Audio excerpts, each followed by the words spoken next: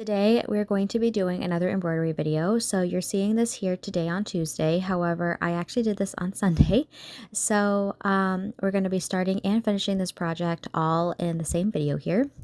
This project was definitely very small, but I'm going to be honest, I actually breezed right through this very quickly. I actually did not realize that the pattern was in the shape of a heart, which I thought was kind of cute. So in the last couple of embroidery videos that I have shared on this channel, I said that I wanted to get the embroidery projects that I had remaining in my little collection of embroidery projects finished before the end of summer because I really want to do some fall and some like Halloween ones if I can find some Halloween themed ones. And obviously I want to do like Christmas theme ones too because I think doing like a classic Christmas theme embroidery project is going to be so fun and just so cute. So I've been trying to get, or I've been wanting to get all of these embroidery projects that I have remaining in my collection completed by the end of summer. And as of now, now I only have one left to do, which I'm definitely going to be also sharing on this channel too. So this project was a very small project, as you can tell. I actually, I think I only took like maybe one or just a couple of breaks between this because I'm telling you, this project is one of those projects that you could probably get done in like a couple of hours if you wanted to. And the color of the fabric is like a muted periwinkle blue, which normally you get like a white fabric. So I thought that was interesting. I will be honest that I actually also mostly used all of the floss or the thread that they gave in the project or the little kit here. Some of them I didn't use, but I did take advantage of the green that they provided and some of the colors just because I thought it'd be fun to kind of incorporate some of those colors, but I didn't want the project colors to be, or I didn't want to use the exact colors all the way because I still wanted to add my own little personal touches. And I will be honest though, because of the background color of the project, I was a little bit iffy on whether or not some of the colors would actually be like, noticeable, or if like the background would just like kind of overtake the color, if that makes sense. But I really liked this project. I thought this one was really, really cute. And I actually was like, we're going to go ahead and do all of the, what I'm going to call stems. I didn't realize that some of these things were supposed to be like little flowers, these little stems, but I personally like adding the stems because I think it just adds a nice touch. And I personally think that if I'm going to do a floral theme project like this, it needs to have a lot of greenery so it really feels like a floral. And also, I'm sure that when I look at the pictures of what the project is supposed to look like when it's complete, there's definitely a lot more like intricate detail to each little aspect of the project. But I just personally prefer to do it my own way because I just like to add the colors that I want to add. I like to just add the little details the way I want to add them for the project because I think it's more fun for me that way. But of course, like if you're a person that wants to stick exactly to the project, you are more than welcome to. I just personally prefer to do it this way. I was also trying to do everything kind of like in groups. So floral stuff or like the floral vines, things like that first, and then add a little insides to the flowers here. And again, like I said earlier, I was a little worried that maybe like a color I chose was not going to stick out, um, you know, properly. So one of the things that I did was I had to like off camera, I had to purposely like hold the floss up to the or the thread up to the uh fabric because I wanted to make sure that if I chose to use that color that you would actually see it because like I said, when the other projects that I've done, I am used to like the white fabric, which I'm not going to complain because I think that the periwinkle was a very pretty color as like the background for this. But like I said, they're like, I'm sure this is understandable.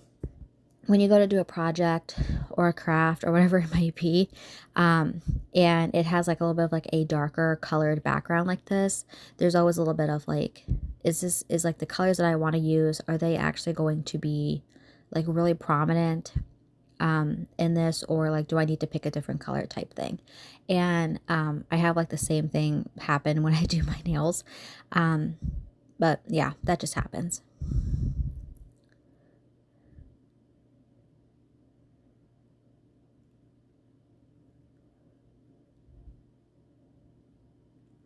Now, one thing I did also want to mention about this project is um, the last two projects that I have done, both of the needles that have come in each of the projects, they do not fit a needle threader, like a standard needle threader. Like, it's too small. So I have a pack of needles that my family got me for embroidery. And what I just did was I just switched to a bigger size needle, like where you put the thread through it part, because I use a threader every time I do an embroidery project, and the needle, I think it's the eye of the needle. It was just way too um it was just too small for the threader to um that you could use a threader with it. So just a little heads up, if you are using a threader, I would definitely make sure that your needle has the ability to, you know, be used with that threader, so that you can easily get your thread into the needle.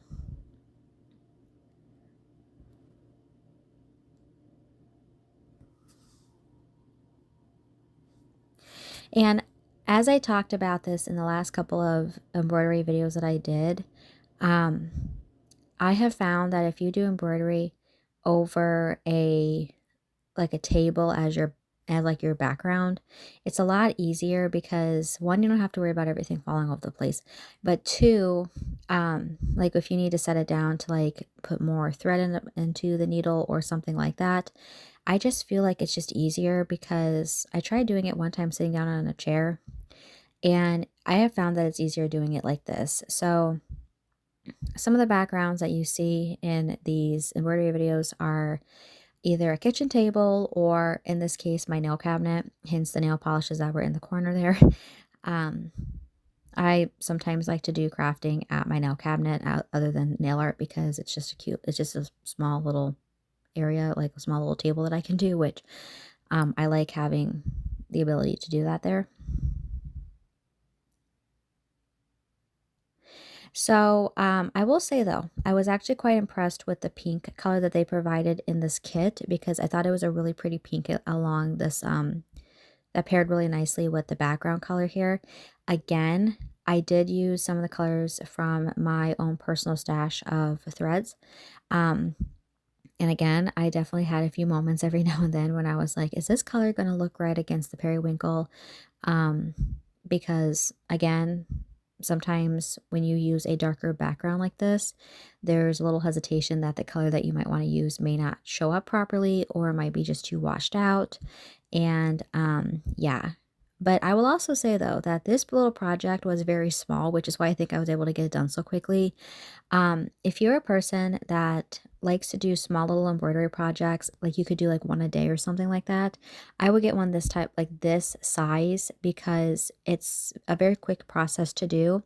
And I've also talked about this in the last couple of embroidery videos, but I know a lot of people are probably not ready to hear this. Maybe some people are. But now that we are in August, we are definitely getting closer to the holiday season. I personally am ready for fall. You can tell by my nail cabinet. I'm done with the bugs. I'm done with the heat. I'm done with the humidity. I am ready for the cooler weather. And if you're a person that likes to make like handmade gifts for a holiday, and you are wanting to do embroidery, I would definitely recommend starting now if you can, because if you're going to be doing like a bigger embroidery project, or one that has a lot of tiny details, or you are planning on making multiple ones of them, I would definitely recommend starting now, so that you have a good amount of time in case you get busy, or you don't have the ability to work on it for a few days or something like that. That way, if you decide to start that in like November or something or December, you don't have to worry about feeling rushed or something. Um, I'm just gonna go ahead and say that. Like my mom, when I was younger, she used to actually knit everyone's scarves. And my mom, I remember this so vividly, she would start it, I think around like September or something like that, or maybe around this time of year. And she would hand knit everyone a scarf. And she started it sooner because she wanted to make sure that if she had to take something out or she had to go get a different kind of thread or if she needed to fix any mistakes that may have happened, her attitude is that, or her attitude was, I want to start now so that I have the ability to get everything done and it looks really, really nice because I come from a family of people who are very much a perfectionist family. Um, it's just the way we are. Like, whenever we go to do something, we always try to make sure it looks the best. Like, it looks like the best work that we could have done. And that's why I say, like, if you're a person that is planning on making an embroidery present or anything handmade crafting wise for Christmas, we are getting to that time of year when I feel like a lot more people are like, send me your Christmas gifts. Like my mom already has said to me, do you have a list of the books that you want for Christmas started? And I said yes. And she goes, okay. She goes, you need to start sending me the list. You need to start telling me what books you want because she's like, I need to go ahead and start ordering things, start getting things because, yeah, that's just like our family's routine.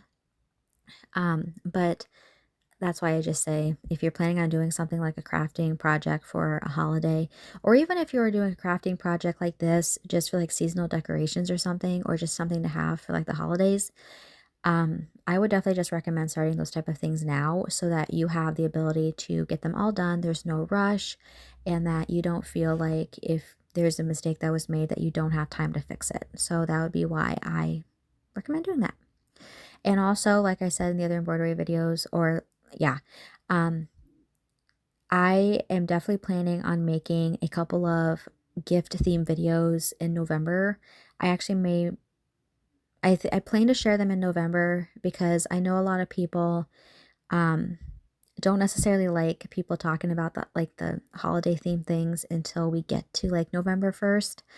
Um so I know a lot of people like to take things like by each season, but I also know there are a lot of people who are like, bring on the holidays because it's been too hot. Bring on, Halloween because it's been too hot, all of that type of stuff. And I am a person who, once 4th of July is done, I am done with summer because of the bugs, because of the heat, and I am just ready for the cooler weather.